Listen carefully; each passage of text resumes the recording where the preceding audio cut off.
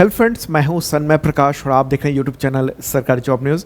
तो कई महत्वपूर्ण टॉपिक्स हैं आज के इस करंट अफेयर्स वीडियो में, जैसे H1B वीज़ा जिस पर शुल्क जो है 88 लाख कर दिया गया और भारत पर कितना असर हुआ है, नुकसान कितना होने जा रहा है, ये सब चर्चा करेंगे। ट्रंप ने चाबहार पोर्ट का जो एक हिस्सा है जो भारत संचालित करता है उस पर से जो प्रतिबंध था उसकी छूट वापस ले ली है। तो एक तरह से प्रतिबंध लग गया है, भारत को कितना बड़ा झटका है ये चर्चा करेंगे। पाकिस्तान ने किस देश के साथ संधि की है जिसमें एक देश पर हमला दूसरे देश पर हमला माना जाएगा और भारत के लिए क्यों चिंताजनक है, ये चर्चा करेंगे।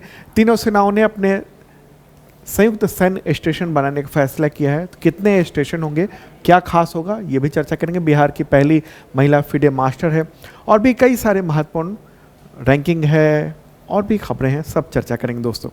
तो शुरू करते हैं और दोस्तों पसंद आए तो लाइक बटन दबाना और शेयर कर देना इस वीडियो को। तो क्वेश्चन होगा यहाँ पर पहला, चर्चा में रहा H1B वीज़ा का संबंध मुख्यतः किससे है जिसका आवेदन शुल्क बढ़ाकर $1 लाख कर दिया गया है। अब इसमें से क्या होगा इसका आंसर।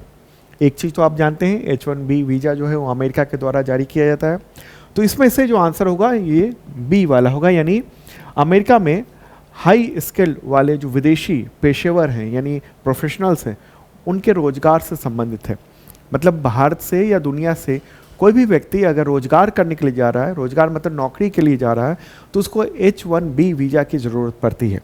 ठीक है, तो ये एक इम्पॉर्टेंट बात रही।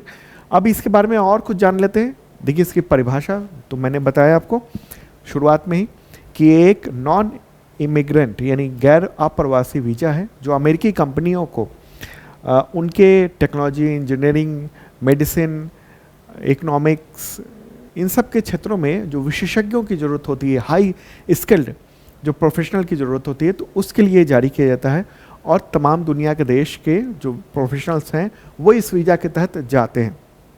अलग अलग कंपनियों को एक वो दे दिया जाता है कि इतने लोग आप ला सकते हो। ओके, महत्व क्या है, तो भारतीय जो प्रोफेशनल्स हैं विशेष तौर पे आईटी क्षेत्र में वो सबसे बड़े लाभार्थी हैं। 2024 में जो टोटल वीज़ा जारी किया गया था H1B उसका 71% जो भारतीयों को जारी किया गया था। इसी वजह से अभी जब वीज़ा का जो शुल्क है, फीस है, जब $1 लाख कर दिया गया यानी $88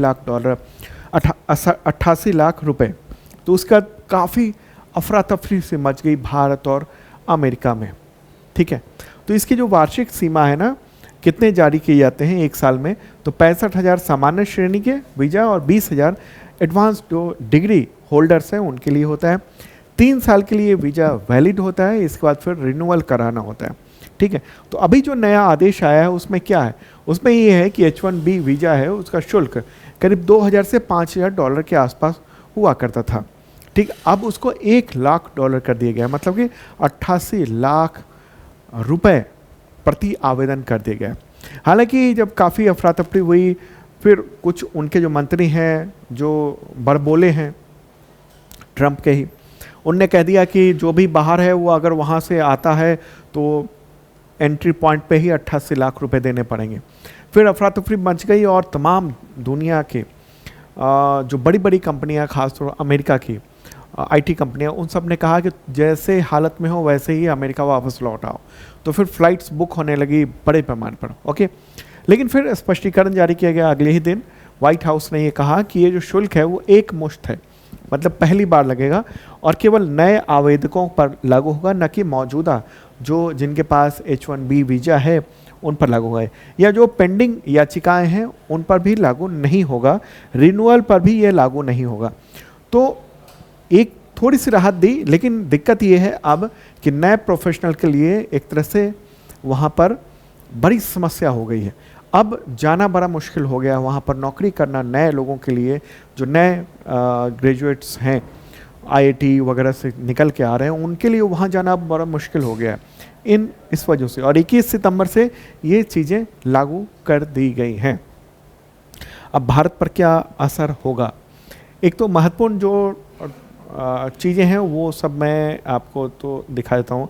जैसे अमेजन में करीब 10,000 लोग काम करते हैं H1B वीज़ा के तहत। TCS भारत की कंपनी है लेकिन अमेरिका में भी वहाँ उसके दफ्तर है, वहाँ पर प्रोफेशनल्स को ले जाया जाता है, तो वहाँ 5,500, माइक्रोसॉफ्ट में 5,000 से ज़्यादा, ठीक है।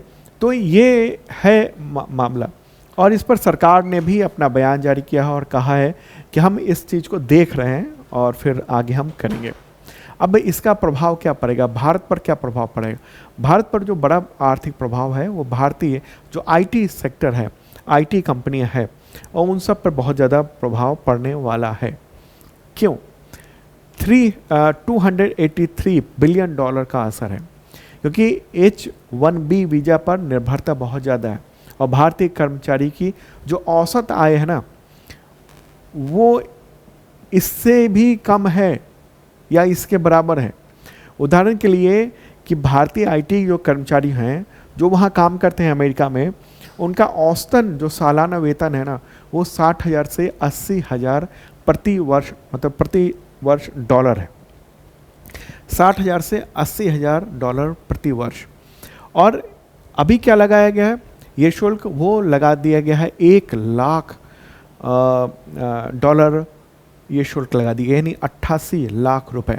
मतलब ये कहिए कि जो एवरेज वेतन मिलता है, मतलब किसी को कम मिलता है, किसी को बहुत ज़्यादा मिलता है, उसके एवरेज मिला लीजिए, तो जो अभी शुल्क लगाया गया ना, जो फ़ी लगाया गया है वीज़ा के लिए, वो उससे भी ज़्यादा है। तो ऐसे में क्या होगा, कंपनियों पर बहुत प्रभाव पड़ेगा, जैसे TCS है, इन्फोसिस है, ये सब ये जो फीस है ना वो देने में असमर्थ हो सकती हैं, और इससे क्या होगा, कर्मचारियों को कहा जाएगा आप खुद भुगतान करो। ऐसे में कर्मचारी वहाँ पर जा ही नहीं पाएगा, परिवारों पर भी असर पड़ेगा, ठीक है। ये तमाम चीज़ें, भविष्य की जो संभावना है उन पर बहुत बड़ी कटौती वो देखने को मिल रही है। नए वीज़ा के आवेदन करने वालों के लिए बाधा होगी। जो युवा अभी पढ़ाई कर रहे हैं उनको अमेरिका में जाना बहुत चुनौती भरा हो जाएगा, ठीक है। तो ये एक दिक्कत ये होने वाली है।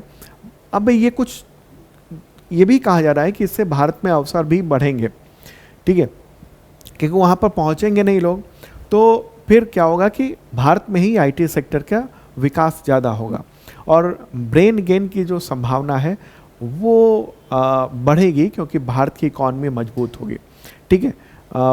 तो ये चीज़ें ये कही जा रही है, और भारत जो है जो दूसरे मार्केट ढूंढेगा, जैसे यूरोप, एशिया, अफ्रीका, इन सब के मार्केट वो विस्तार कर सकता है, और फिर आईटी सेक्टर में वहाँ पर अपनी छाप छोड़ सकता है। तो यहाँ पर एक बड़ा सवाल आता है कि भारतीय आईटी इंडस्ट्री अमेरिका पर इतनी निर्भर क्यों है, कि अमेरिका की एक पॉलिसी से पूरी खलबली से मच जाती है, आखिर क्यों? तो देखिए, अमेरिका जो है ना विश्व का सबसे बड़ा आईटी और डिजिटल सर्विसेज मार्केट है।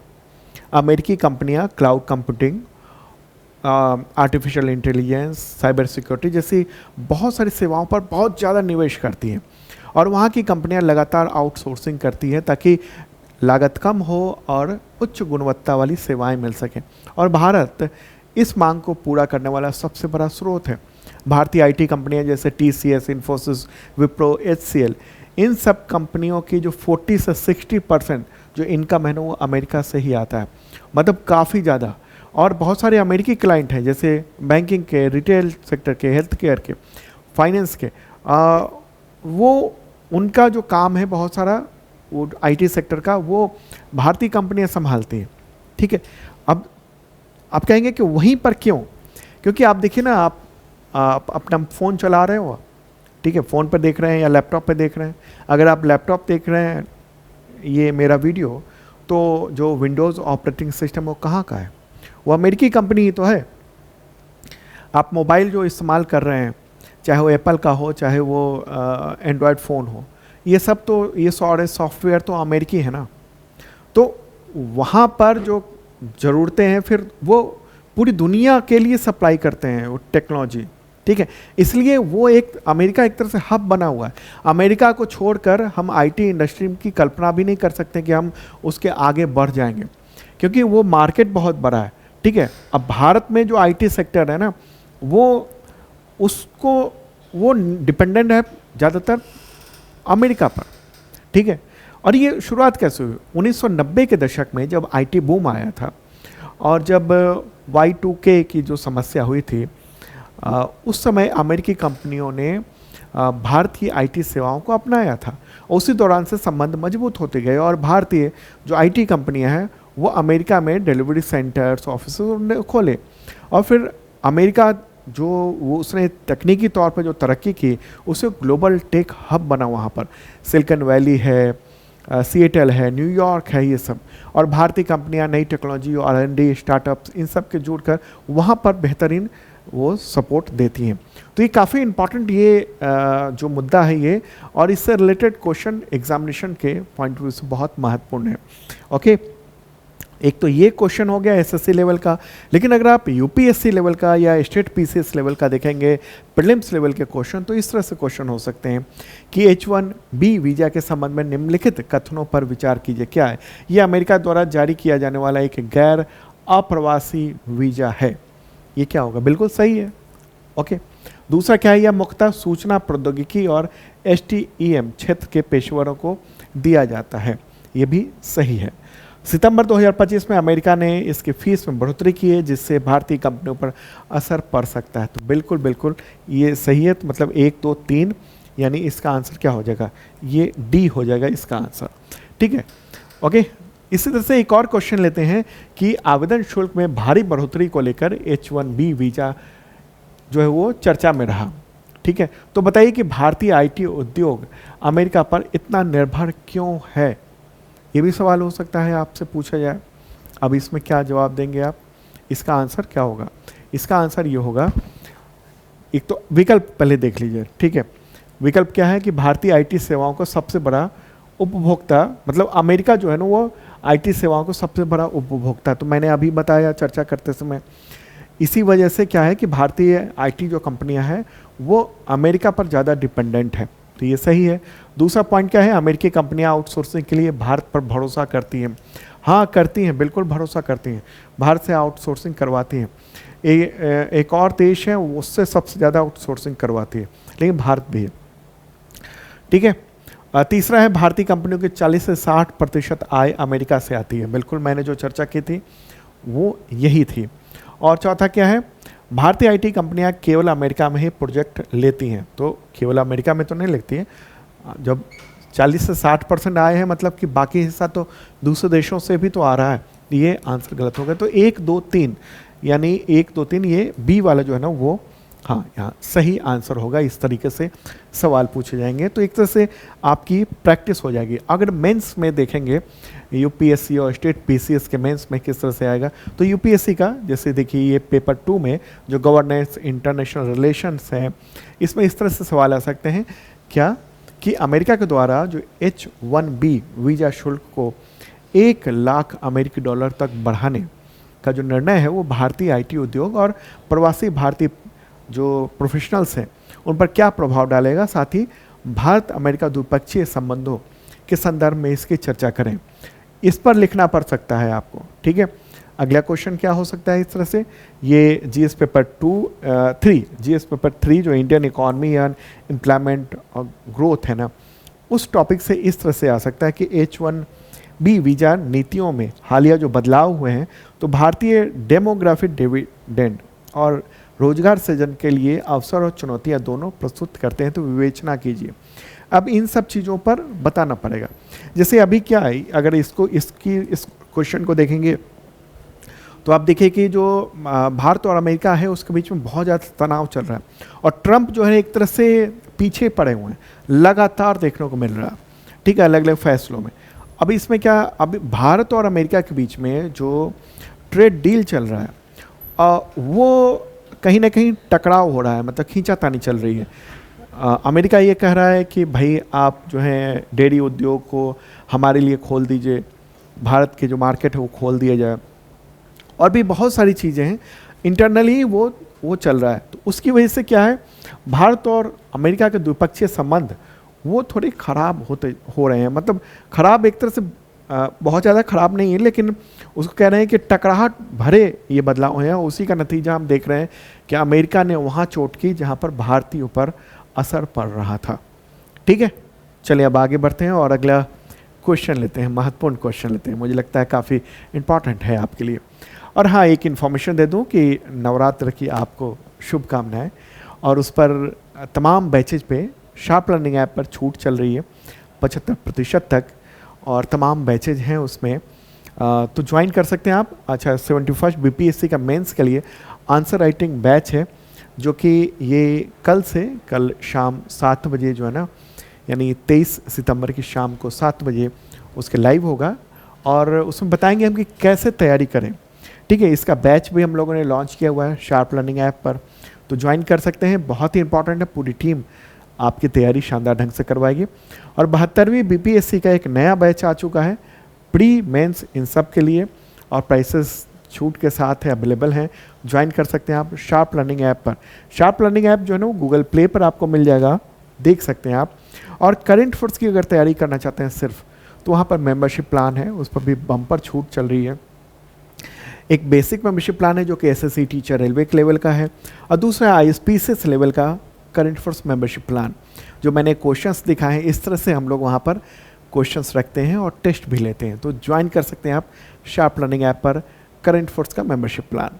चलिए आगे बढ़ते हैं, और क्वेश्चन यहाँ पर होगा, तीनों सेनाओं यानी थल सेना, नौसेना और वायुसेना ने बेहतर तालमेल और एकीकरण के लिए पहली बार कितने संयुक्त सैन्य स्टेशन स्थापित करने का फैसला किया है? आंसर क्या होगा? तीन स्थापित किए जाएंगे।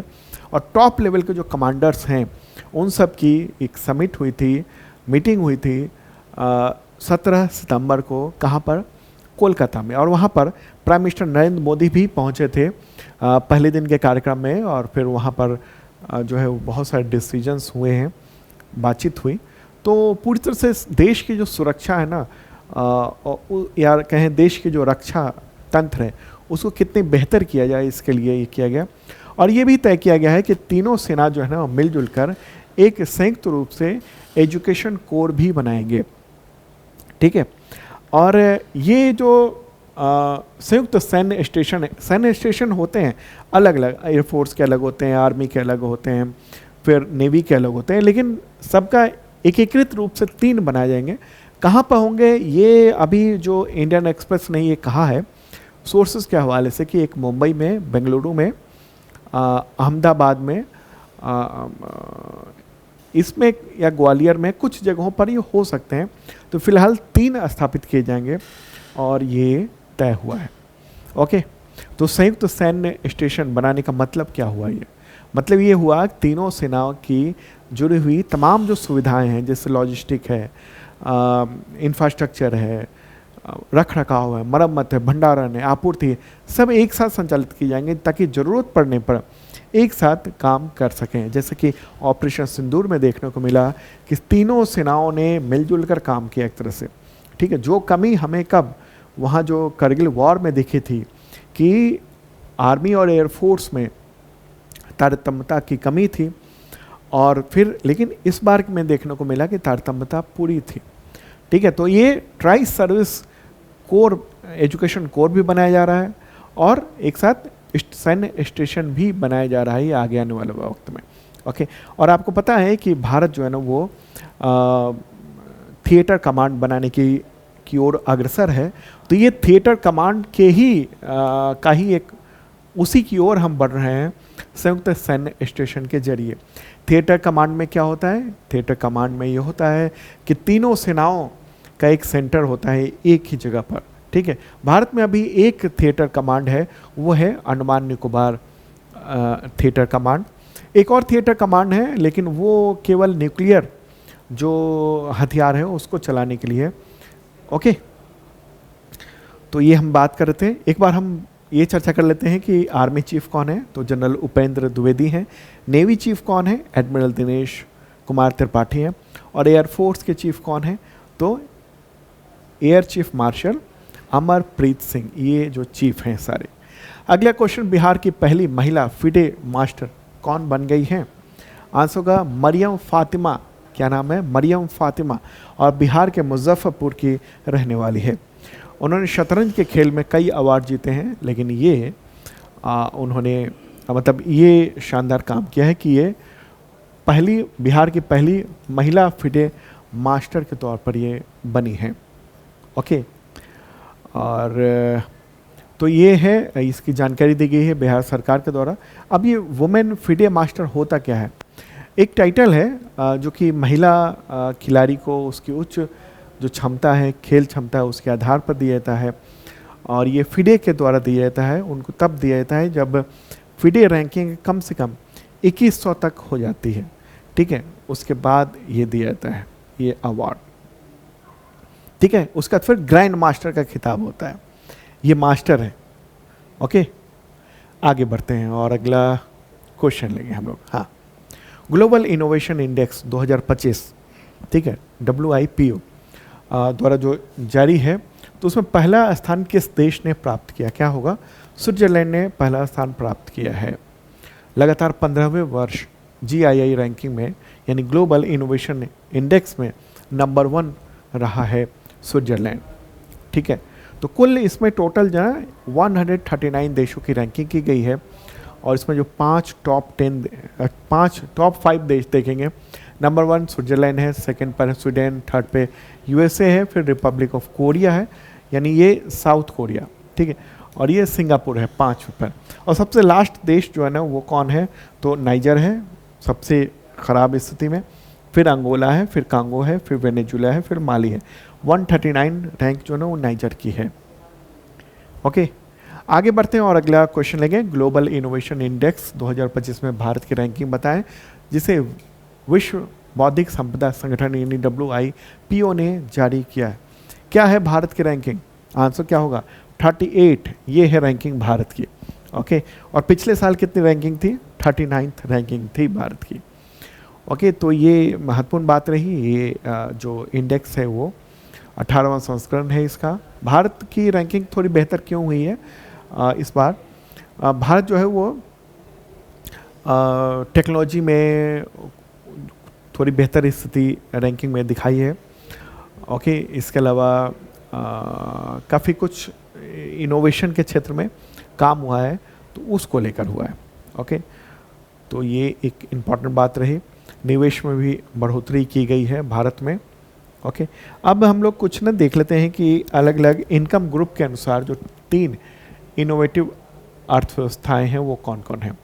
उच्च आय वाय में नंबर 1 है स्विट्जरलैंड, ठीक है, अलग अलग कैटेगरी भी बनी हुई है उसमें। मध्यम आय में चीन है, ठीक है, और निम्न आय में भारत जो है वो प्रथम स्थान पर है। निम्न आय में रवांडा जो है ना वो प्रथम स्थान पर है। ये सब कैटेगरी की बात कर रहे हैं हम। ओके, अच्छा, किस आधार पर ये रैंकिंग दी जाती है? ग्लोबल इनोवेशन इंडेक्स, तो जैसे इंस्टीट्यूशंस कैसे हैं, ह्यूमन कैपिटल कैसा है, रिसर्च और इंफ्रास्ट्रक्चर कैसा है, मार्केट कैसा है, ये सारी चीज़ों को, बहुत सारी चीज़ों को देखकर ये बनाया जाता है, ठीक है। तो यानी वर्ल्ड इंटेलेक्चुअल प्रॉपर्टी ऑर्गेनाइजेशन जो ना संयुक्त राष्ट्र की एक एजेंसी है, और उसी के द्वारा ये तैयार किया जाता है। ओके, अच्छा, उसी में एक और पॉइंट था कि टॉप 10 जो AI प्रधान देश कौन कौन से? तो USA है, फिर UAE है, फिर सऊदी अरब है, फिर कोरिया गणराज्य है, फिर फ्रांस है, उसके बाद भारत का स्थान है टॉप 10 AI देशों में, प्रधान देशों में उसमें, ठीक है। आगे बढ़ते हैं और अगला क्वेश्चन लेते हैं। नेक्स्ट क्वेश्चन आपके सामने है। संयुक्त राष्ट्र के द्वारा अंतर्राष्ट्रीय शांति दिवस कब मनाया जाता है? क्या होगा इसका आंसर? 21 सितंबर को मनाया जाता है। और इस बार की थीम क्या है? इस बार की थीम है शांतिपूर्ण विश्व के लिए अभी कार्य करें। ये इस बार की थीम। उद्देश्य ये कि विश्व में शांति हो, हिंसा की समाप्ति हो, संघर्ष की समाप्ति हो, इसके लिए। ओके, तो ये 1982 से लगातार मनाया जाता है। संयुक्त राष्ट्र महासभा ने 1981 में इसको मंजूरी दी थी, इस दिवस को। अगला क्वेश्चन महत्वपूर्ण है। पाकिस्तान ने किस अरब देश के साथ रक्षा समझौता किया है जिसके तहत एक देश पर हमला दूसरे देश पर भी हमला माना जाएगा? आंसर क्या होगा इसका? सऊदी अरब। एक अलग तरह का ये पैक्ट किया गया है, संधि की गई है, और ये न्यूज़ भी आप देख रहे हैं। हालांकि इस संधि को जैसे द हिंदू ने भी लिखा है कि ये कितने दिन टिकेगी ये कहना मुश्किल है, ठीक है। तो ये जो संधि हुई है ना, उसका नाम क्या रखा गया है? स्ट्रेटजिक म्यूचुअल डिफेंस एग्रीमेंट, यानी SMDA। सऊदी अरब के जो क्राउन प्रिंस हैं मोहम्मद बिन सलमान, ठीक है, और पाकिस्तान के जो प्राइम मिनिस्टर हैं शहबाज शरीफ, तो इन दोनों ने जो है ना वो सितंबर में ही एक रक्षा समझौते पर, डिफेंस पैक्ट पर साइन किया और इसके तहत यही हो गया है कि एक देश पर, एक सदस्य पर, एक देश पर हमला दूसरे देशों पर हमला माना जाएगा। ये समझौता नाटो का जो अनुच्छेद 5 है ना, नाटो का आर्टिकल 5 है, उससे लिया गया है कि एक पर हमला दूसरे पर हमला माना जाएगा। ठीक है, तो ये है इम्पॉर्टेंट बात। अच्छा, एक और बात है कि परमाणु सुरक्षा कवच की भी बात इसमें कही गई है। पाकिस्तान के रक्षा मंत्री ने बाद में स्पष्ट किया, मतलब इस एग्रीमेंट में है क्या, ये तो गोपनीय है, बस इतनी बात कही गई कि एक देश पर हमला दूसरे पर भी हमला माना जाएगा। ठीक है, लेकिन जब सवाल पूछा गया वहाँ के रक्षा मंत्री से कि क्या परमाणु सुरक्षा भी इसमें शामिल है, तो उन्होंने कहा कि हाँ, यदि आवश्यक हुआ तो पाकिस्तान जो है ना अपनी परमाणु क्षमता सऊदी अरब को भी उपलब्ध कराएगा इस संधि के तहत। तो काफ़ी ये मामला महत्वपूर्ण है। सैन्य सहयोग की भी बात है, दोनों देश जो है खुफिया जानकारी आदान प्रदान करेंगे और संयुक्त रक्षा नीतियां भी बनाएंगे। और ये सब जब हो रहा था ना, ये साइन हो रहा था, तो पाकिस्तान के जो सेना प्रमुख हैं आसिम मुनीर, वो भी मौजूद थे वहाँ पर। और इसमें एक चीज़ तो साफ नहीं किया गया है कि इससे और क्या फ़ायदा होगा, लेकिन अपरोक्ष रूप से खबरें ये हैं कि पाकिस्तान को बहुत सारा फंड सऊदी अरब से मिल सकेगा इसके ज़रिए। पाकिस्तान की आर्थिक स्थिति बहुत ही ख़राब है, IMF के दरवाजे झुकना पड़ता है बार बार उसको, तो सऊदी से कुछ पैसे मिलने की उम्मीद जताई जा रही है। ठीक है, हालांकि इसमें लिखा नहीं है। ओके, तो ये जो है ना महत्वपूर्ण ये डिसीजन किए हैं। अब इससे क्या प्रभाव पड़ेगा भारत पर और क्षेत्रीय स्थिति पर देखते हैं। प्यारा भारत है अपना और इधर पश्चिम एशिया है, उसी में ये वाला जो देख रहे हैं आप ना, ये है सऊदी अरबिया। और पाकिस्तान कहाँ पर है, पाकिस्तान ये वाला हिस्सा है। ठीक है, ये है पाकिस्तान, बदमाश पड़ोसी। तो इनके और इनके बीच में ये एग्रीमेंट साइन हो गया है। अब आप कहेंगे भारत का क्या है। भारत ने कहा है कि हम इसको देख रहे हैं, हमारी नज़र में ये चीज़ें हैं। लेकिन अपरोक्ष रूप से देखें तो भारत जो है वो चिंतित जरूर है, और इस संदर्भ में कि पाकिस्तान का जो परमाणु क्षमता है वो सऊदी अरब को जो उपलब्ध कराया जाएगा, उससे यहाँ की जो क्षेत्रीय सुरक्षा है इस क्षेत्र की, वो प्रभावित हो सकती है। अमेरिका ने भी प्रतिक्रिया दी है, चिंता जताई है उसने विशेष तौर पर कि परमाणु क्षमता का जो प्रसार है वो इस तरफ हो जाएगा, मध्य पूर्व में यानी मिडिल ईस्ट में या कह पश्चिम एशिया में जो शक्ति संतुलन बना हुआ है वो प्रभावित हो सकता है, खासतौर पे ईरान और अन्य जो क्षेत्रीय शक्तियां हैं उसके संदर्भ में। ओके, परमाणु सुरक्षा का जोखिम भी है। पाकिस्तान ने तो कह दिया है कि हम उपलब्ध करा सकते हैं, लेकिन उसका क्या प्रभाव पड़ेगा आने वाले वक्त में देखने को मिलेगा। ओके, और एक और आयाम ये भी है कि इससे मतलब सऊदी अरब ने क्यों आखिर किया उसे, जबकि सऊदी अरब में बहुत बड़े पैमाने पर अमेरिकी सैन्य बेस है, अमेरिका इसकी सुरक्षा करता रहता है। ठीक है, उसके लिए उसने जिम्मा लिया हुआ कि हम सऊदी अरब की सुरक्षा करेंगे, लेकिन फिर भी सऊदी अरब को आखिर क्या ज़रूरत पड़ गई कि पाकिस्तान से वो इस तरह का एग्रीमेंट कर रहा है कि एक देश पर हमला दूसरे देश पर हमला माना जाएगा। देखिए मामला क्या है, सऊदी अरब जो है ना वो लगातार आंखें दिखा रहा है अमेरिका को। ठीक है, इससे पहले जो बाइडन थे अमेरिका के राष्ट्रपति, तो उनके समय तो बहुत तनावपूर्ण स्थिति हो गई थी। हालांकि ट्रंप के साथ बड़े अच्छे रिश्ते हैं, जो क्राउन प्रिंस हैं सऊदी अरब के उनके साथ, लेकिन सऊदी अरब जो है ना थोड़ा परेशान भी है। कैसे परेशान हुआ, इधर जो कतर है ना, यहाँ पर ये कतर है, कतर में इजराइल ने हवाई हमले कर दिए। कतर में जो हमास के तमाम जो टॉप लीडरशिप थी वो यहाँ पर थी और उसके दफ्तर में हुआ हमला। ठीक है, दूसरी तरफ ईरान और इजराइल के बीच में जो युद्ध हुआ है, इससे सऊदी अरब जो है ना थोड़ा सा अपने सुरक्षा को लेकर सशंकित है, ऐसा कहा जा रहा है। तीसरी बात ये है कि यमन में जो विद्रोही हैं, हूती विद्रोही, जिनका कब्जा इस इलाके में है, इतने इलाके में, ये बार बार ये हमला करते रहते हैं, कोशिश करते रहते हैं। वो भी एक चुनौती सऊदी अरब के पास में है। ठीक है, सऊदी अरब ईरान को अपना दुश्मन मानता है, तो यहाँ से भी उसको खतरे हैं, टेंशन है, तो इसलिए इसने यहाँ इसके साथ ये किए हैं। और पाकिस्तान को फ़ायदा ये होगा कि पाकिस्तान को इससे आर्थिक मदद बहुत सारी मिल जाएगी। ठीक है। हालांकि ये आर्थिक मदद की बात ये कहीं भी लिखी नहीं गई है, ठीक है। ओके, तो ये तो इम्पॉर्टेंट बात थी। और जो प्रश्न था वो आपने देखा, प्रश्न जो है वो किसके साथ ये एग्रीमेंट किया गया है। तो एक सिंपल प्रश्न ये होगा एसएससी लेवल का। लेकिन अगर आप यूपीएससी और स्टेट पीसीएस के लेवल का आप क्वेश्चन देखेंगे तो कैसे बनेंगे क्वेश्चन, ये मेरे बगल में आप देख रहे हैं। क्या होगा क्वेश्चन? सितंबर 2025 में पाकिस्तान और सऊदी अरब के बीच में हस्ताक्षरित स्ट्रेटजिक म्यूचुअल डिफेंस एग्रीमेंट यानी SMDA, उसके संदर्भ में निम्नलिखित जो कथन है उनमें से कौन सा सही नहीं है। क्वेश्चन जरूर पढ़िएगा, इस तरह से सवाल हो सकता है क्या है कौन सा सही नहीं है।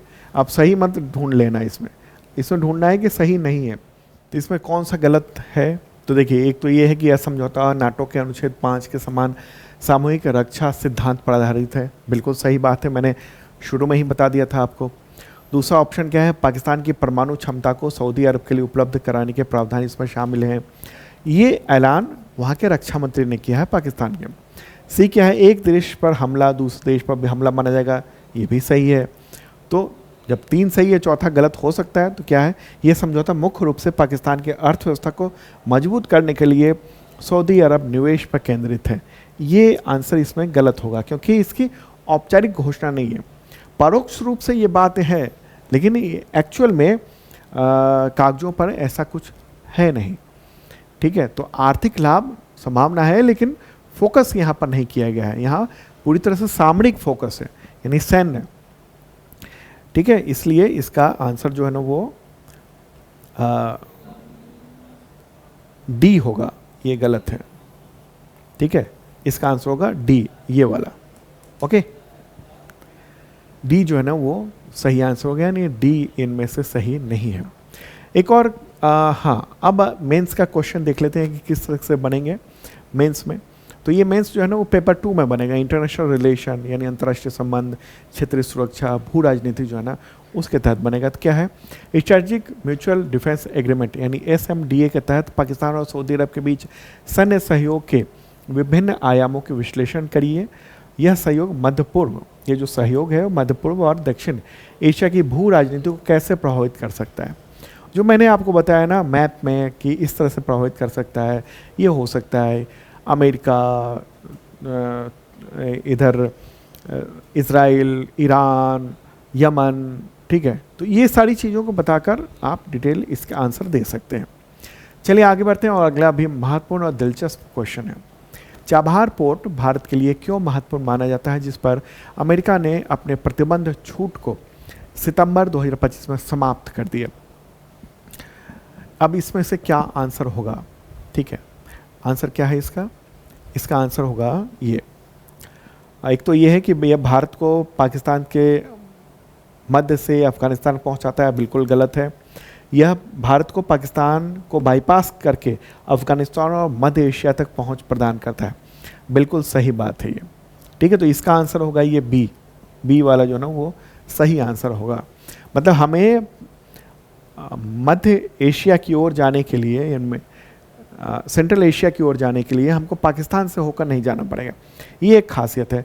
लेकिन एक तरह से बम गिरा दिया है अमेरिका ने, मतलब ये जो आदेश है वो एक तरह से बम की तरह ही है, जो भारत पर बहुत बुरा असर होने जा रहा है इसका। ओके, चाबहार पोर्ट आप देख लीजिए इस तरह का दिखता है, ठीक है।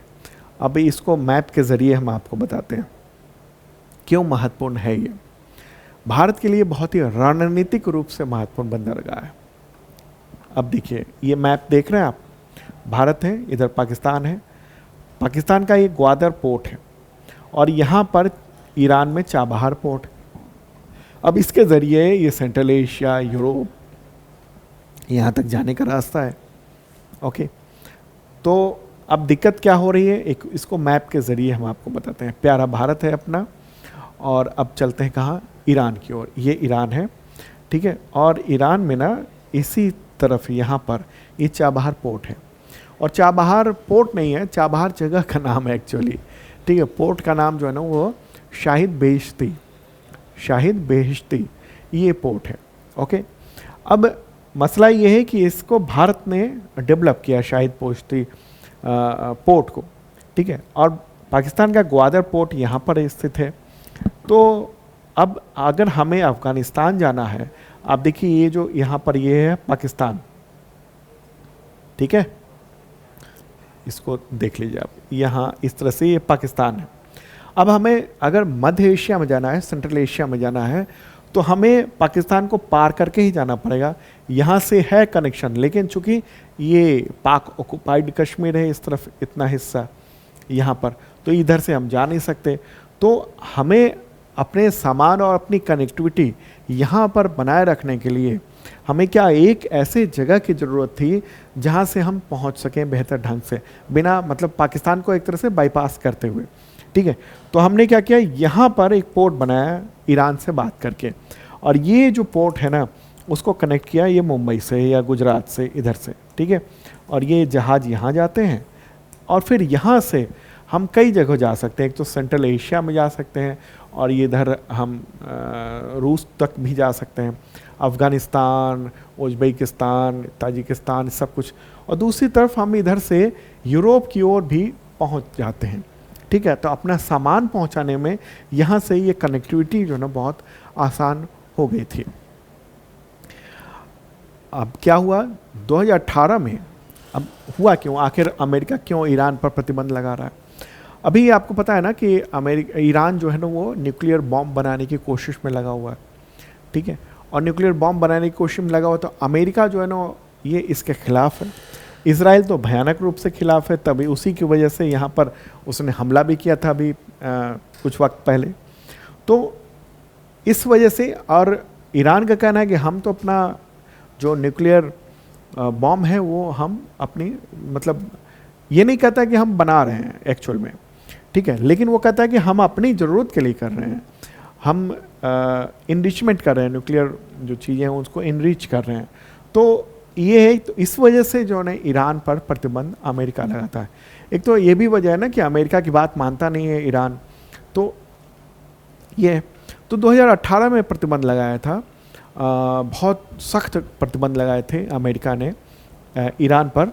लेकिन चूंकि भारत का पार्टनर अमेरिका रहा है, तो भारत के कहने पर अमेरिका ने 2018 में प्रतिबंध से छूट दे दी थी कि चलो हम सैंक्शंस जो वेब करते हैं, जो सैंक्शंस लगाए हुए हमने, ओके। तो इससे क्या होता था कि भारत जो है ना यहाँ पर इसको संचालन कर रहा था, और इसके ज़रिए अफ़गानिस्तान से कनेक्टिविटी बेहतर हो गई थी, इधर कनेक्टिविटी बेहतर हो गई थी, इस तरफ सामान जाने आने खूब लगा था। लेकिन अब चूँकि तनाव बहुत ज़्यादा है, और आपने पहले क्वेश्चन में देखा कि H1B वीज़ा के मामले में अमेरिका ने क्या किया, मतलब एक तरह से बम गिरा दिया, $1 लाख यानी 88 लाख रुपए का वीज़ा फीस कर दिया। मतलब अगर वीज़ा लेना है तो 88 लाख रुपए जमा करिए वहाँ पर। उतनी तो औसत इनकम भी नहीं है वहाँ जो भारतीय काम कर रहे हैं उनकी, ठीक है। तो ये एक बहुत बड़ा झटका भारत को देखने को मिल रहा है, जो छूट ख़त्म कर दी गई थी। अब इसका जो है क्या असर होगा, तो असर ये होगा कि यहाँ पर जो भी कंपनियाँ काम करेंगे उस पर अमेरिका प्रतिबंध लगा देगा, ठीक है। अब प्रतिबंध लगा देगा तो उससे क्या होगा, तो उससे भारतीय कंपनियां जो ना वो या इस चाबहार पोर्ट से इस्तेमाल नहीं कर पाएंगे हम। यहाँ से कोई सामान जाएगा तो उस पर भी प्रतिबंध लगेगा, कह देगा कि कोई सामान यहाँ से कोई लेगा तो उस पर हम ऐसे सैंक्शंस लगा सकते हैं, ठीक है। तो ये सब नुकसान भारत को बड़ा प्रभाव पड़ सकता है, आर्थिक तौर पर इस पर दिक्कत भी हो सकती है। क्या दिक्कत हो सकती है आर्थिक तौर पर? एक तो ये देखिए कि आप इसको, हाँ देख लीजिए, अब भारत ने जो ना पोर्ट के डेवलपमेंट में करीब $500 मिलियन का निवेश किया हुआ है यहाँ पर, $500 मिलियन। और अमेरिका को जो फैसला है तो वो इसके आगे भविष्य पर खतरा उत्पन्न हो गया है। और पाकिस्तान कतई नहीं चाहता है कि यहाँ इसके बगल में कोई पोर्ट हो, क्योंकि अगर पोर्ट है, भारत संचालित कर रहा है, तो ये रणनीतिक रूप से महत्वपूर्ण है, क्योंकि भारत की नौसेना के जहाज़ भी वहाँ जा सकते हैं जब भारत संचालन कर रहा है, तो ठीक है, वाणिज्यिक कनेक्टिविटी बेहतर होती है, तो वो एक तरह से बाधा होने जा रही है। अब इससे क्या है ना, भारत और अमेरिका के रिश्ते बहुत तनावपूर्ण हो सकते हैं, लेकिन फिर भी भारत को अपनी कूटनीतिक यानी बातचीत के जरिए चीज़ों को और बेहतर करना पड़ेगा। देखते हैं आगे क्या होता है। ठीक है, रणनीतिक महत्व को बेहतर करना पड़ेगा। तो ये अड़ोस पड़ोस में क्या हो रहा है ना, पूरा भारत के खिलाफ ही चीज़ें हो रही है। इधर पाकिस्तान ने ये कर दिया, अब सऊदी अरब से के साथ एक समझौता कर लिया, ठीक है। ऑपरेशन सिंदूर के समय कहा गया कि हमारे रगों में जो सिंदूर बह रहा है। अब हम पाकिस्तान के साथ खेल रहे हैं, अब क्या पानी बहने लगा है क्या जो खेलने लगे हो भाई? बहुत सारे सवाल हैं, जो स्थितियाँ हैं। अब खैर चलते हैं अब आगे, और अब ये है कि जो क्वेश्चन बनता है, अब अगर हम प्रीलिम्स के, यूपीएससी के प्रीलिम्स के लेवल से देखें तो किस तरह से प्रश्न बनेंगे। तो एक कथन दे दिया जाएगा कि अमेरिका का चाबहार पोर्ट पर प्रतिबंधित छूट जो है ना वो समाप्त करना, प्रतिबंध छूट जो है वो समाप्त करना भारत के लिए किस प्रकार की चुनौती है। तो इसमें से विकल्प का चुनाव करें। क्या है इसमें जो है वो सिर्फ आर्थिक दृष्टिकोण से ये चुनौतीपूर्ण है? नहीं, हमने कहा रणनीतिक तौर पर भी ये चुनौतीपूर्ण है, ठीक है। ये निर्णय सामरिक, कूटनीतिक और आर्थिक तीनों दृष्टि से भारत के लिए चुनौतीपूर्ण है। बिल्कुल सही है जो मैंने आपको चर्चा करके बताया। यह निर्णय केवल कूटनीतिक दृष्टि से चुनौतीपूर्ण है, गलत, केवल कूटनीतिक नहीं है। यह निर्णय केवल सामरिक दृष्टि से भारत के लिए चुनौतीपूर्ण है, नहीं, ये जो है ना वो सही आंसर होगा। इस तरह से सवाल आपको हो सकते हैं एग्जामिनेशंस में, ठीक है। ये क्योंकि चाबहार पोर्ट जो है ना, शायद बेहश्ती जो पोर्ट है वो मध्य एशिया और अफगानिस्तान तक, यहाँ तक कि यूरोप तक पहुँचने के लिए महत्वपूर्ण चीज़ थी, ठीक है। एक और क्वेश्चन लेते हैं। इस तरह से क्वेश्चन हो सकता है कि चाबहार पोर्ट से संबंधित कौन से तथ्य सही है। क्या क्या है इसमें ऑप्शन? भारत के लिए अफगानिस्तान और मध्य एशिया तक पहुंच का मुख्य मार्ग है, बिल्कुल सही। मुख्य मार्ग तो है, मतलब सीधे पहुंच सकते हैं हम, ठीक बात है, ये सही है। अमेरिका का प्रतिबंध छूट 2018 में भारत के लिए जारी हुआ था, बिल्कुल सही है। अमेरिका ने यह प्रतिबंध छूट 2025 में समाप्त कर दिया, हाँ सही है। तो डी जो है ना वो सही आंसर होगा इसका। 1, 2 और 3 तीनों का तीनों सही होगा ये, ओके। अब अगर हम देखते हैं इसमें कि मेंस के लेवल का क्वेश्चन क्या हो सकता है, इस तरीके का हो सकता है। ये जीएस पेपर 2 जो इंटरनेशनल रिलेशन है, उसमें भारत की विदेश नीति, डिफेंस एंड स्ट्रेटजिक अफेयर्स, इन सब से रिलेटेड सवाल आ सकते हैं आपके एग्जामिनेशन में। जैसे कि अमेरिका ने 17 सितंबर 2025 को चाबहार पोर्ट, या कहें शाहिद बेहश्ती जो पोर्ट है, उसके लिए भारत को दी गई 2018 की छूट को समाप्त कर दिया। तो इस निर्णय का भारत, अफगानिस्तान, मध्य एशिया कनेक्टिविटी और क्षेत्रीय रणनीतिक सहयोग पर क्या प्रभाव पड़ा है इससे, इस तरह से सवाल आपसे पूछे जा सकते हैं। दूसरा सवाल देख लीजिए, ये पेपर 3 में है, जीएस पेपर 3 का Indian economy, infrastructure and strategic जो इन्वेस्टमेंट है, इन सब से रिलेटेड सवाल बन सकते हैं कि अमेरिका ने 17 सितंबर 2025 को चाबहार पोर्ट के लिए भारत को दी गई 2018 की जो छूट है, यानी प्रतिबंध छूट, उसको समाप्त कर दिया। तो अमेरिका के इस फैसले का चाबहार पोर्ट में भारत के निवेश पर क्या प्रभाव पड़ेगा? $500 मिलियन वो एक तरह से अभी जब तक कि वो प्रतिबंध है तब तक वो बेकार चला जाएगा, उसका यूज़ करना बड़ा मुश्किल हो जाएगा भारत के लिए, ठीक है। आप कहेंगे क्यों नहीं भारत इस्तेमाल कर सकता है, ऐसा क्या है, हम कर लेंगे। तो बड़ी बातें नहीं करते हैं, ठीक है। अभी आपको बताऊं मैं कि अभी खबरें आई थी, जो रूस का जो तेल है ना, जिसको लाने पर अमेरिका नाराज़ है और 50% तक टोटल टैरिफ कर दिया है। तो अभी अभी खबर आई थी कि अडानी के जितने भी पोर्ट हैं भारत में, बड़े बड़े पोर्ट हैं, उस पर रशियन तेल को उतारने पर वहाँ मना कर दिया है उसने कि नहीं, हमारे पोर्ट पर नहीं उतरेगा। तो फिर उसको अल्टरनेटिव पोर्ट पर ऑयल को उतारा जा रहा है। मतलब ये स्थिति है भारत की, ठीक है ना। तो अडानी पोर्ट पे नहीं उतर रहा है, ऐसी कई सारी खबरें देखने को मिली हैं। तो अब देखते हैं आगे और क्या होता है इस पूरे मुद्दे। इसमें यह है कि भारत को मतलब कूटनीतिक तौर पर, मतलब कोई ज़रूरी नहीं कि हम लड़ने ही जाएं। अमेरिका से लड़ना वैसे भी मतलब लड़ाई किसी भी चीज़ के लिए उचित शुरुआत नहीं होती है, लेकिन अभी इस पर बातचीत करना और कहीं ना कहीं नेगोशिएशन की बातचीत होगी, तभी भारत और अमेरिका के जो रिश्ते हैं वो फिर पटरी पर आ पाएंगे। चलिए आगे बढ़ते हैं, अगला क्वेश्चन लेते हैं। भारतीय चुनाव आयोग ने इलेक्ट्रॉनिक वोटिंग मशीन यानी ईवीएम में इनमें से किस तरह का बदलाव करने का फैसला किया है? आंसर क्या होगा इसमें? आप देखिए, उम्मीदवारों की रंगीन तस्वीरें होंगी, बिल्कुल होंगी। एक ईवीएम शीट पर अधिकतम 15 उम्मीदवार दिखेंगे, बिल्कुल दिखेंगे। एक ईवीएम में अधिकतम 10 उम्मीदवार दिखेंगे, गलत है। तो ए और बी दोनों सही हो गए, यानी डी जो है ना वो सही आंसर इसमें से ये देखने को मिलेगा। ठीक है, और ये न्यूज़ भी आप देख रहे हैं कि ईवीएम में काफ़ी बदलाव देखने को मिलेगा। अभी तक क्या है ना, वो ब्लैक एंड वाइट फ़ोटो हुआ करता था, नाम भी ब्लैक एंड वाइट होता था, लेकिन अब बदलाव किया जा रहा है, रंगीन तस्वीरें लगाई जा रही हैं उसमें। और एक मतलब ये देखिए, एक शीट मतलब ये वाला, अब ज़्यादा 15 से ज़्यादा है तो दूसरी लगेगी। ठीक है, मतलब ऐसा नहीं होगा कि 20-25 को एक ही में लगा दिया जाए, तो ऐसा नहीं किया जाएगा। तो ये कुछ बदलाव जो है ना वो देखने को मिलेंगे। अभी लक्ष्य यही है इसका कि विजिबिलिटी बेहतर हो सके, पढ़ना अच्छी तरह से हो सके, ताकि वोटिंग दौरान सही जगह वोट कर सकें। तो ये सब चीज़ें बदलाव देखने को मिला है। अगला क्वेश्चन लेते हैं। सितंबर 2025 में अमेरिका या अमेरिकी फेडरल रिजर्व ने अपनी बेंचमार्क ब्याज दर को कितना बेसिस पॉइंट घटाकर कितनी सीमा पर ला दिया है? एक तो बेसिस पॉइंट क्या होता है, जब आरबीआई ने भी रेपो रेट को घटाया था तो मैंने आपको बताया था, बेसिस पॉइंट मतलब 1% को 100 बेसिस पॉइंट मान लिया जाता है। तो उसमें से कितना, जैसे 25 बेसिस पॉइंट है तो 0.25% की कमी की गई इस तरीके से। ठीक है, तो इसका आंसर क्या होगा? 0.25 बेसिस पॉइंट की कमी की गई है, ये होगा सही आंसर। और इसको 4 से 4.25% के सीमा में लाया गया है, इसको जो बेंचमार्क ब्याज दर है वो। ठीक है, रेपो रेट है भारत में कहते हैं, उसी तरह से वहाँ पर बेंचमार्क ब्याज दर वो कहेंगे हम। और ये न्यूज़ भी आप देख रहे हैं। तो कट किया है 0.25%, यानी 25 बेसिस पॉइंट की कटौती उसने की है अमेरिकन फेडरल रिजर्व ने।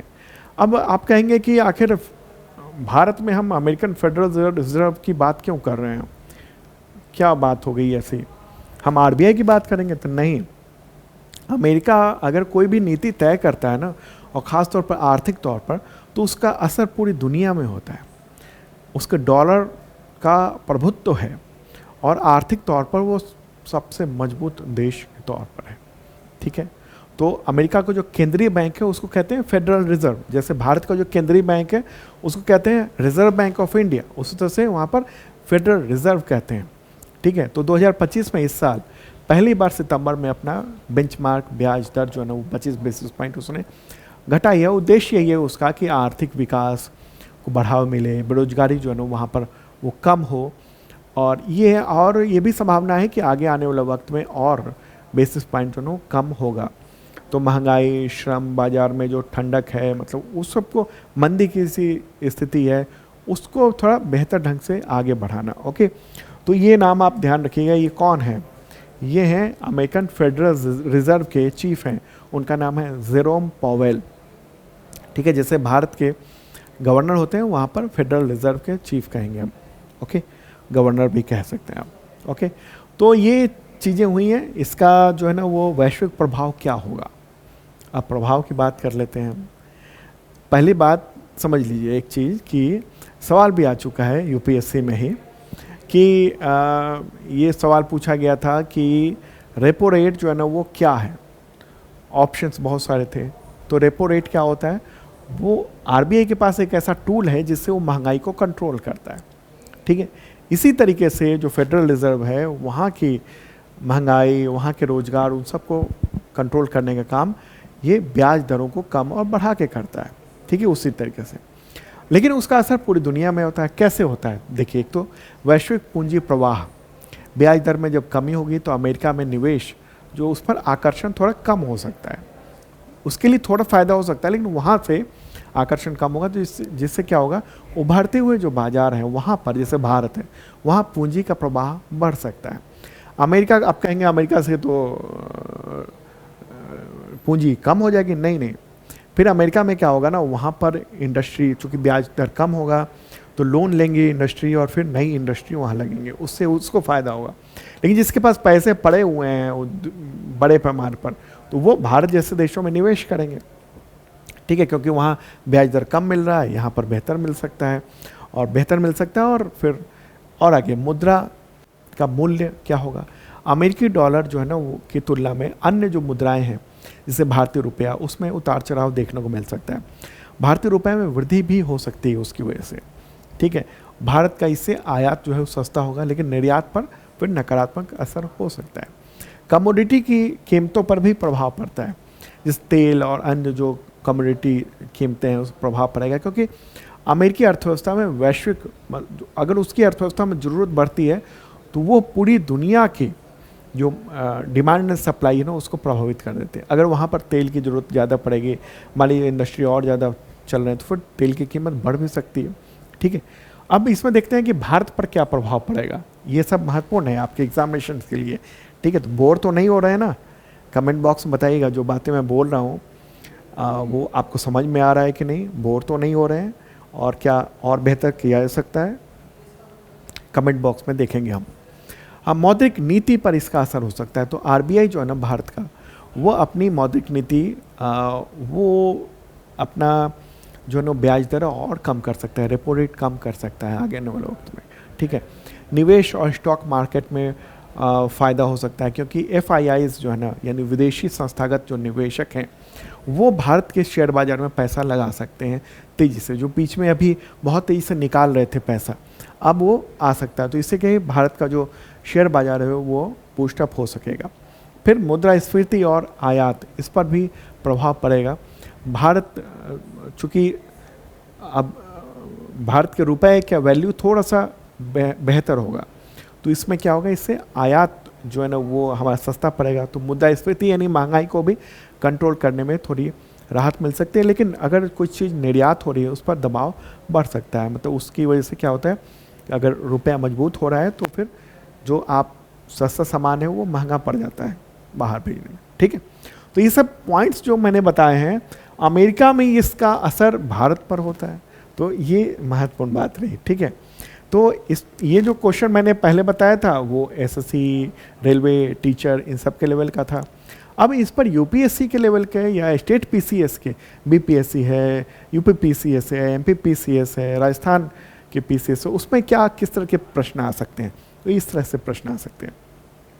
क्या होगा, अमेरिकी फेडरल रिजर्व के द्वारा ब्याज दर में 0.25% की जो कटौती है उसका मुख्य उद्देश्य क्या हो सकता है, निम्नलिखित में से कौन से कथन जो है वो सटीक हैं, सही हैं, इसके बारे में बताना होगा। तो क्या है, पहला, मुद्रास्फीति को बढ़ावा देना और आर्थिक विकास को रोकना। ये बिल्कुल गलत बात है। ब्याज दर की कटौती के जरिए मुद्रास्फीति को कम करने की कोशिश की जाती है, यानी महंगाई दर को कम करने की कोशिश की जाती है, तो ये गलत हो गया। बी क्या है, मौद्रिक नीति को उदार बनाकर रोजगार को प्रोत्साहित करना और मुद्रास्फीति को नियंत्रित करना, जो मैंने बताया वही होगा, ये वाला सही है ऑप्शन। तीसरा क्या है, सी, अमेरिकी डॉलर को मजबूत करके उभरते बाजारों से पूंजी निकासी को बढ़ावा देना। नहीं, इससे क्या होगा, अमेरिकी डॉलर और थोड़ा कमज़ोर होगा, तो ये गलत होगा आंसर। डी क्या है, वैश्विक कमोडिटी की कीमतों को स्थिर रखने के लिए सीधे हस्तक्षेप करना, ये भी नहीं है इसका आंसर। तो ये बी वाला जो है वो सही आंसर इसका बनेगा, आंसर बी, ठीक है। अब एक और क्वेश्चन देख लेते हैं UPSC या स्टेट PCS लेवल का। अमेरिकी फेडरल रिजर्व की मौद्रिक नीति में ब्याज दर कटौती का वैश्विक प्रभाव क्या है, तो इनमें से जो है वो आप व्याख्या करें, बताएं। तो इसके ऑप्शंस क्या हैं, यह भारत जैसे विकासशील देशों में मुद्रास्फीति को बढ़ा सकती है, ब्याज दर में कमी से कमोडिटी की कीमतें बढ़ सकती हैं। ये जो है ना वो सही है, क्योंकि क्या होगा ना, ब्याज दर में जो कमी हुई है उससे वैश्विक मांग बढ़ जाएगी, ठीक है। वैश्विक मांग बढ़ जाएगी मतलब क्या हुआ कि जो अंतर्राष्ट्रीय स्तर पर जो कीमतें हैं बहुत सारी चीज़ों की, तो उसकी डिमांड बढ़ेगी अमेरिका में, तो सामान अमेरिका में जाएगा। इससे क्या, कमोडिटी के जो कीमतें वो बढ़ सकती हैं और फिर मुद्रास्फीति बढ़ सकती है। अब उसके लिए क्या करना होगा भारत को, फिर भारत को अपना ब्याज दर कम करना पड़ेगा ताकि मुद्रास्फीति यानी जो महंगाई दर है, इन्फ्लेशन है, उसको हम कंट्रोल कर सकें, ठीक है। तो ये सही हो गया। दूसरा क्या, यह अमेरिकी डॉलर को कमज़ोर कर सकता है, जिससे अन्य मुद्राओं का मूल्यांकन प्रभावित हो सकता है, होता है। तो ये भी सही है, जो मैंने आपको बताया था, अमेरिकी डॉलर जो ना थोड़ा कमज़ोर होगा और दूसरे देशों की मुद्राएं थोड़ी बढ़ेंगी। तीसरा क्या है, यह केवल अमेरिकी अर्थव्यवस्था को प्रभावित करता है, वैश्विक स्तर पर कोई प्रत्यक्ष प्रभाव नहीं पड़ता है। ये गलत बात है। प्रभाव पड़ता है तभी तो मैंने प्रश्न बनाया है। इसका आंसर क्या होगा, 1 और 2, ये सही होगा। तो ये ए वाला जो है ना वो सही आंसर आपको देखने को मिलेगा। ठीक है, ए वाला। अब इसी में मेंस में अगर पूछा जाए इस तरह से तो कैसे होगा, तो ये जो क्वेश्चंस देखिए, जैसे पेपर 3 इकोनॉमिक, वैश्विक वित्तीय संस्थान और नीतियों का प्रभाव, इस तरह से सवाल आ सकता है कि अमेरिकी फेडरल रिजर्व उसके द्वारा जो हालिया ब्याज दर जो कटौती की गई उसका विश्लेषण करिए और यह वैश्विक पूंजी प्रवाह को कैसे प्रभावित कर सकती है और भारत जैसे उभरते हुए बाजार के लिए क्या चुनौतियां अवसर हो सकते हैं। चुनौती और अवसर दोनों की बात है। तो और अपने उत्तर में मौद्रिक नीति समन्वय की आवश्यकता पर भी चर्चा करें। जो हमने बताया ना आपको कि आरबीआई को भी आगे काम करना पड़ेगा इस पर, चूँकि अमेरिका ने ये काम किया है, घटाया है, तो उसका असर भारत पर भी होगा। ये सारी चीज़ों को विश्लेषण करके आप बता सकते हैं। ठीक है, दूसरा क्वेश्चन क्या हो सकता है इसके ज़रिए, ये भी पेपर 3 इकोनॉमी, आरबीआई की नीति और वैश्विक अनिश्चितता में भारत की रणनीति पर केंद्रित होगा। और ये जीएस पेपर 2 से भी हो सकता है, इंटरनेशनल रिलेशन क्या है, फेडरल रिजर्व की मौद्रिक नीति में परिवर्तन का भारतीय अर्थव्यवस्था पर क्या प्रभाव है, क्या आरबीआई को अपनी नीति में परिवर्तन करना चाहिए, उदाहरणों सहित तर्क दीजिए। और वैश्विक आर्थिक अनिश्चितता के संदर्भ में भारत की रणनीति को सुझाइए। जो मैंने कहा वही सब पॉइंट्स है यहाँ पर, पीडीएफ में मैंने पूरा डिटेल दिया है ढंग से।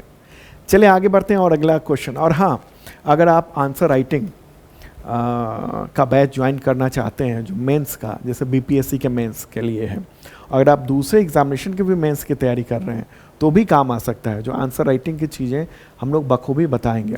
तो बीपीएससी का आंसर राइटिंग जो बैच है अभी मात्र 1999 में है, 1999 रुपये में। वो प्राइस बढ़ जाएंगे तो उससे पहले आप ज्वाइन कर सकते हैं। अगला क्वेश्चन क्या होगा, संयुक्त राष्ट्र महिला यानी यूएन वुमेन, उसकी कार्यकारी निदेशक दूसरी बार कौन बनी है, सीमा बहौत। क्या नाम है, सीमा बहौत। और ये रहा फोटोग्राफ इनका। तो यूनाइटेड नेशंस के जो सेक्रेटरी जनरल हैं एंटोनियो गुटेरेस, उन्होंने ये 11 सितंबर को उनको नियुक्ति दी है।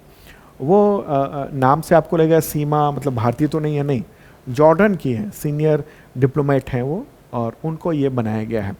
और यूएन वुमेन जो है ना वो संयुक्त राष्ट्र की एक एजेंसी है जिसका काम जो है ना वो जेंडर इक्वालिटी और महिला सशक्तिकरण इन सब के लिए काम करना है। इसकी स्थापना हुई थी 2 जुलाई 2010 को और मुख्यालय न्यूयॉर्क में है। अगला क्वेश्चन, विश्व गैंडा दिवस कब मनाया जाता है, तो वो है 22 सितंबर को मनाया जाता है, गैंडों के जो संरक्षण है उसके लिए। ठीक है, भारत में गैंडा कहाँ होता है, मुख्य तौर पर जो ना असम में काजीरंगा जो नेशनल पार्क है वो गैंडों के लिए काफ़ी मशहूर है। ठीक है, कुछ जगहों पर उत्तर पूर्व में जैसे मणिपुर हो गया, सिक्किम हो गया, पश्चिम बंगाल का जो सुंदरबन है वहाँ भी, पूर्वोत्तर के अलावा वहाँ भी ये कुछ संख्या में देखे जाते हैं। तो भारत में जो मिलता है ना वो एक सींग वाला होता है। ठीक, एक सींग वाला। अगला क्वेश्चन है, विश्व अल्जाइमर्स डे कब मनाया जाता है, तो ये है 21 सितंबर को। अल्जाइमर का जो रोग है, डिमेंशिया है, इन सब के बारे में जागरूकता पैदा करने की। अल्जाइमर क्या है, ये क्या होता है कि नर्वस सिस्टम की बीमारी है जो धीरे धीरे ब्रेन की जो कार्य प्रणाली है उसको प्रभावित करती है और ख़ास तौर पर याददाश्त यानी मेमोरी और सोचने समझने की जो क्षमता है ना उस पर असर करती है। और इस पर इस अल्जाइमर्स पर ने अभी हाल ही में पिक्चर आई थी, क्या नाम था उसका, देख रहे हैं आप, सैयारा, काफ़ी पॉपुलर मूवी थी। उसमें क्या हो रहा है, जो एक्ट्रेस है, हीरोइन है, उसे अल्जाइमर की बीमारी हो जाती है। आमतौर पर ये बीमारी जो है ज़्यादातर 65 वर्ष के बाद देखने को मिलती है, लेकिन रेयरली, बहुत कम युवाओं में भी ये मामले सिम्टम देखने को मिलने लगे हैं, जैसा कि इस फिल्म में बताया गया था, सैयारा में बताया गया था। तो इसके लक्षण क्या होते हैं, नई चीज़ें याद कर रखने में कठिनाई होती है, समय स्थान की समझ में भ्रम होने लगता है, भाषा और शब्दों का सही से प्रयोग नहीं कर पाना होता है, रोज़मर्रा के काम में कठिनाई होती है, मनोदशा व्यक्ति में बदलाव आ जाता है। तो ये सारी चीज़ें इस फिल्म में इस एक्ट्रेस के साथ हुई थी, दिखाया गया है पूरी तरीके से। तो एक तरह से ये जो फिल्म है ना, केवल ये फिल्म आप मनोरंजन ही नहीं बल्कि जागरूकता के नज़रिए से भी इसको आप देख सकते हैं। ठीक है, इस फिल्म में खूब रोए लोग, मतलब खूब वीडियो आ रहे थे इसके। अब सवाल होगा कि आखिर क्यों होता है ये जो प्रॉब्लम है, वो आखिर क्यों है ये बीमारी, अल्जाइमर्स रोग क्यों होता है?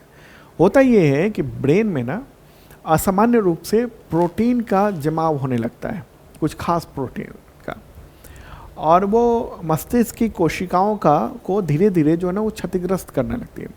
तो उम्र बढ़ना, अनुवांशिक बहुत सारे जेनेटिक वजह भी होती है, जीवन शैली भी होती है, पर्यावरण का भी कारण होता है उसकी वजह से।